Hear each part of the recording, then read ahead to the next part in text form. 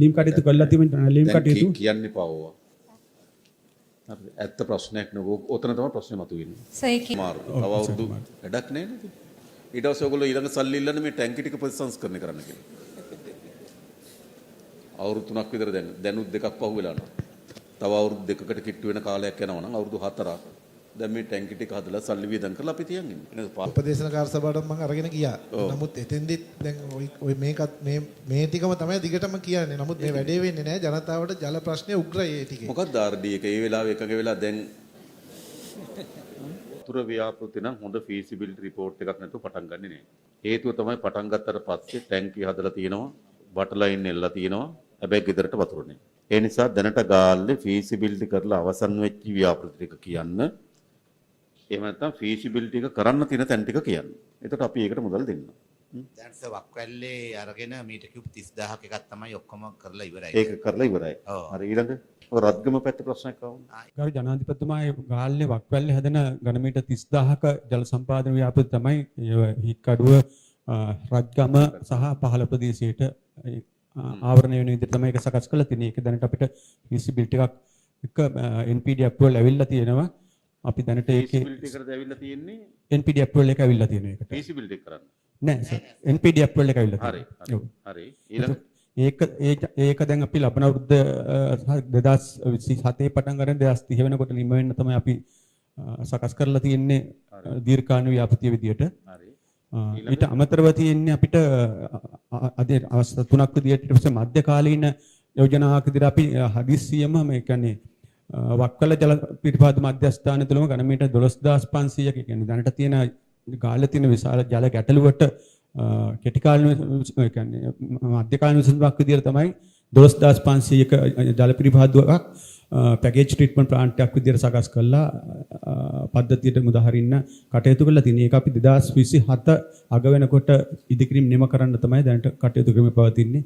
ජනාධිපතිතුමා මේ විශේෂයෙන්ම ওই මහගොඩකන්ද ජල ව්‍යාපෘතියේ දැන් ඔකේ ටැංකියක් හදලා ඔක්කොම කරලා තියෙන්නේ අර බටයක් පාලම හරහා ගේන්න බෑ කියන එක මත RD එකකින් අවසරය දෙන්නේ නැහැ. ඒකත් එක්ක මේ ජල ව්‍යාපෘතිය නතර වෙලා අතර මම හිතන්නේ පවුල් 10000කට ආසන්න ප්‍රමාණයක් ජලය දෙන්න පුළුවන් වැඩක් ටැංකියක් හදලා ඔක්කොම කරලා දැන් වැඩේ නතර වෙලා තියෙන්නේ. ජනාධිපතිතුමනි මෙතන උනේ අතරම අපි උත්සාහ කරා ගිංගගේ අතර විශාල පාලමක් ඒක හරහා ගිංගක හරහා නලයලීම කරන්න ඒ අදාළ ගංගා හරහා තියෙන පාලම පාවිච්චි කළා. නමුත් අපි RD එකත් එක්ක මේ ගොඩක් කතා කරා ඩිසයින්ස් විවිධ චේන්ජ් කරමින් සාකච්ඡා කරා අවසානයේදී ඒක එච්චර ඔයගොල්ලෝ ඩිසයින් කරේ කොහොමද? ඩිසයින් කරේ පාලමේ පියර්ස් පාවිච්චි කරලා අපිට පයිප් ජල නල ගෙනියන්න 300 එතකොට RD එකත් එක්ක කතා කරගත්තේ නැද්ද? කාඩ් එකත් එක්ක කතා කරගත්තා ඩිසයින්ස් චේන්ජ් කරමින් උත්සාහ කරා හැම යන්න. නමුත් පාලමේ මම හිතන්නේ ස්ථායීතාවයට ඒක බලපෑමක් වෙයි කියලා. ඩිසයින් කරන වෙලාවේදී ඔබතුමාලා ගාව තිබුණා නම් පාලමින් තමයි අපි මේක යන්නේ කියලා. ඒ වෙලාවේදී එහෙම ප්‍රශ්නයක් ආවේ නැද්ද? RD නැත්නම් ඔයගොල්ලෝ RD එකට කියන්නේ නැතුව ඕගොල්ලෝ මේ පාලමින් තමයි මේ බටර් ලයින් එක එලන්නේ කියලා ඕගොල්ලෝ ඩිසයින් කරලා ටැංකි ටික හැදුවට පස්සේ කල්පනා කරනවා දැන් බටර් ලයින් එක යන්න ඕන පාලම උඩින් RD එකේනෝ ඒකේ තරම් ස්ථාවර භාවයක් නැහැ කියලා. එහෙම දුන්නේ. මම හිතන්නේ මේ වගේ තත්ත්වයක් තමයි කියන්නේ නල මාර්ගයේ ට්‍රාන්ස්මිෂන් එක එලීම් කටයුතු කරා බොහෝ කාලයකට කලින් තමයි මේක එලීම් කටයුතු කරලා තිබෙන එලීම් කටයුතු කියන්න එපා ඕවා. හරි ඇත්ත ප්‍රශ්නයක් නෙවෙයි. ඔතන තමයි ප්‍රශ්නේ මතුවෙන්නේ. සයිකි පස්සේ වෝටර් බෝඩ් එකෙන් අපිට ඇවිල්ලා කියන්නේ ඩිසයින් එකට ඉදිරිපත් කරලා තියෙනවා පාර්ලිමෙන් එළියේ යන්න. ඒක දැන් ඩිසයින් එකට යොමු කරලා තියෙන්නේ. තව මේ සතිය ඇතුළත ඒකේ මොකද්ද ඔබතුමිලා යෝජනා කරන්නේ එතකොට? වෝටර් බෝඩ් එකෙන් අපිට දීලා තියෙනවා මේ ජනාධිපතිතුමනි පාර්ලිමෙන් එළියෙන් ලයින් එක යන්න. අපි වෙනම පියර්ස් ගහලා පාලමක් හදාගෙන වෙනම එතකොට ඔයගොල්ලෝ ඇස්ටිමේට් කරේ කොහොමද? ඒකටත් එක්කද? ඒකටත් එක්ක තමයි ඇස්ටිමේට් කළේ. නෑ නෑ ඇස්ටිමේට් කරේ මේකේ යන්නේ. කලින් ව්‍යාපෘතියකින් තමයි ඒක සකස් වෙලා තියෙන්නේ. නමුත් මේ මෑත කාලේ අපි දැන් වෙනම ඇස්ටිමේට් සකස් කරා වෙනම පාලමක් හදලා ඔයගොල්ලෝ හිතන්නකෝ ටැංකි ටික හදනවා. දැන් මේ മന്ത്രിතුමා කියන විදිහට ටැංකි හදලා අවුරුදු 2ක් විතර. හැබැයි වතුර ගෙනියන්න බටර් ලයින් එක ලා ගන්න පෙරුවේ ඉන්නේ. ඉතින් මොකද්ද ඉතින් ඵලය? ටැංකි ටිකක් හදන් ඉන්නවා වතුර නැතුව. ගරු ජනාධිපතිතුමා ඉතින් මූලික ඩිසයින් එක ඔයගොල්ලෝ හැම ආයතනෙම කල්පනා කරන්න. මොකක් හරි තමන්ගේ ඩිසයින් එකේ තව ආයතනයක එක බද්ධ වෙලා තියෙනවා නම් ඒ ආයතනෙ පූර්ව අනුමැතිය ගන්න.